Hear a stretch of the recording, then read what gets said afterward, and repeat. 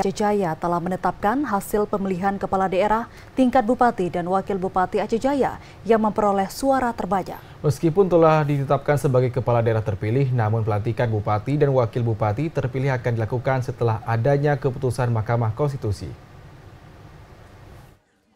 Komisi Independen Pemilihan atau KIP Aceh Jaya saat ini telah menetapkan bupati dan wakil bupati terpilih sesuai dengan hasil suara terbanyak pada pemilihan kepala daerah di Aceh Jaya. Pasangan Safwandi Muslim ditetapkan sebagai peraih suara terbanyak dibanding dengan para kandidat lainnya.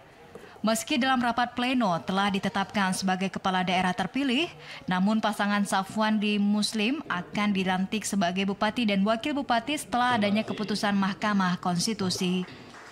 Penundaan ini sesuai aturan dari MK terkait sengketa hasil pemilu. Jika ada pihak yang mengajukan keberatan, Ketua KIP Aceh Jaya, Henry Gunawan mengatakan, sesuai dengan tahapan pilkada di Aceh Jaya, hingga saat ini tidak ada gugatan dari berbagai pihak. Namun penundaan ini dilakukan untuk menunggu keputusan MK jika ada yang mengajukan keberatan. Sesuai dengan jadwal untuk pelantikan bupati dan wakil bupati terpilih itu di bulan Februari, awal Februari.